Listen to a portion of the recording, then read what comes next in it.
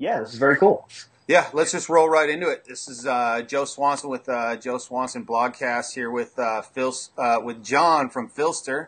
Hey, what's up? What's happening, man? This is a little gun holster company that some tattooer tagged it on Instagram. I peeped it out. It was super cool shit, and somehow we connected on Instagram, which is kind of cool. And I wanted to do a little feature for the blog. TheRealJoeSwanson.com is the website. Blog.TheRealJoeSwanson.com is the blog page. So tell me just a little bit about how you got started up in this custom holster shit. It's kind of crazy. I had been fixing cars for a number of years, and before that I had gone to art school, and I graduated from that and said, oh, I need a real job. So for a little while, I was fixing cars in some crummy neighborhoods, and I was like, I think it's probably about time to get myself a firearm, which was kind of like a little bit of a departure from, my upbringing. It's like liberal city folks don't have guns. It's kind of like that's kind of the water I was swimming in, but it seemed like pretty necessary. So I said, you know what? I can make my own decisions about this. So I got myself a gun, and I got some training, and I was buying holsters, and I was like, messing with whatever holster I got. And there were one or two big companies that were like really popular and still are, and they were like the epitome of like quality, except they like cost more than I could afford, and they would take, they were like super backlogged. Everything took like 16 weeks to get. And I said, if I can't figure this out in 16 weeks, then, I might as well just give up. And so, I sat down and I started figuring it out. And one of the important things that I had learned from fixing cars was that sometimes it's just as valuable to watch somebody else get something wrong before you try it as part of the learning experience. So my decision was, since there wasn't, a whole lot of information about this at the time, it was, one or two forum posts buried deep in the internet. I said, you know what, I'm going to document how I go about this on YouTube, and I started just putting up the crappiest, most mistake-ridden stuff I could possibly come up with. And this is you going through the process of learning to build your own holsters, custom holsters. Yeah, and learning the material. We don't make them out of leather. We use a a plastic called Kydex, which is it's a thermoforming material. So you heat up the plastic. It comes in these big sheets, these big rigid sheets, and you heat them up until it's about the consistency of a fruit roll-up, and you can force it to take the shape of whatever will sit still long enough for the material to cool down. So I started putting up these videos, and the stuff was just terrible. And as I started putting up these videos, I discovered that there were other folks who were kind of paralleling our process, and they were going through all the same stuff, and we started connecting and trying to figure all this stuff out and giving each other advice, and it just took off from there. And eventually, the stuff started getting pretty decent. And one day I got an email from somebody who said, "Hey, I want to give you money for one of these things." And love those emails.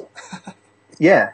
The first guy ever, his name is Ben, and he lives in Hawaii, and he was the first $40 I ever made off of making these holsters. Nice. And I was making them out of the spare room of my house, which,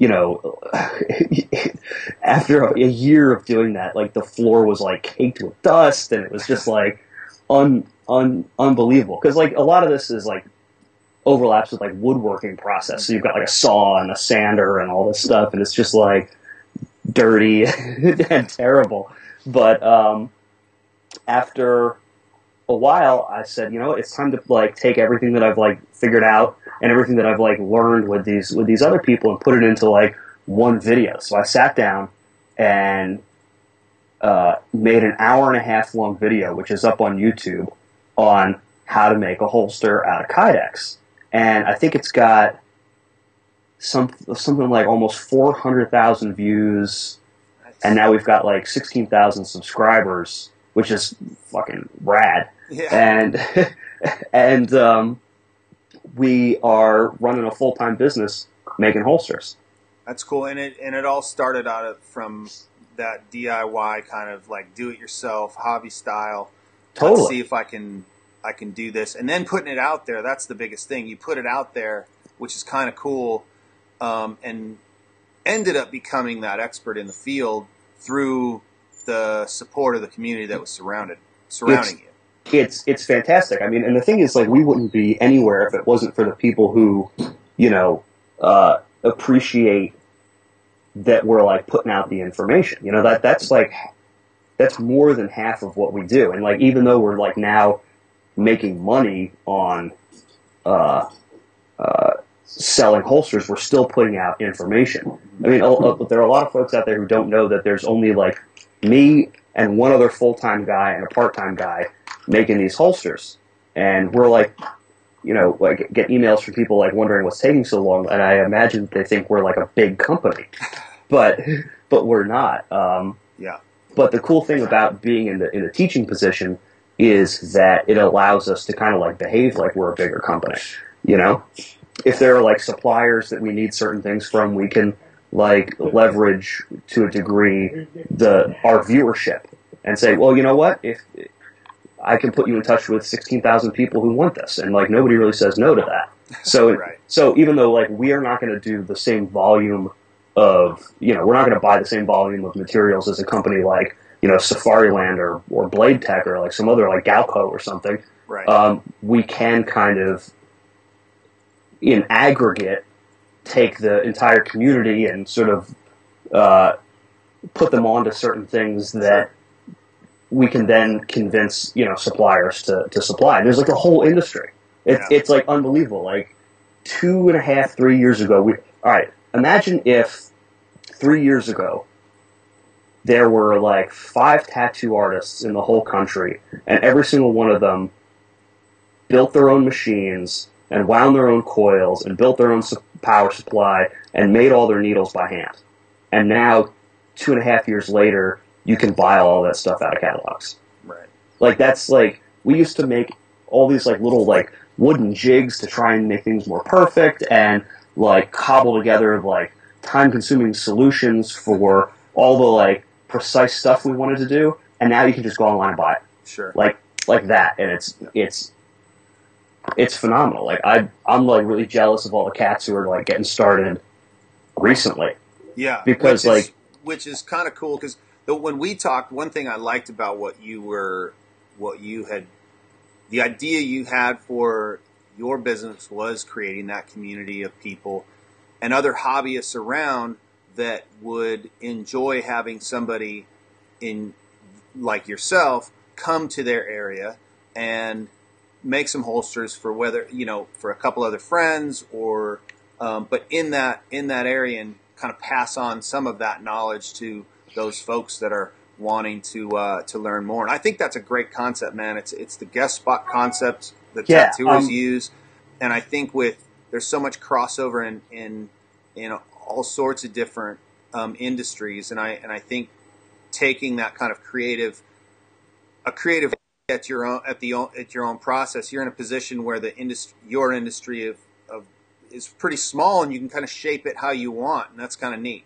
Yeah, I'm trying to like take a lot of cues from like the small amount that I know, or I'm sort of like starting to figure out about tattooing. One thing tattooed quite a bit. Right? I try to. Yeah.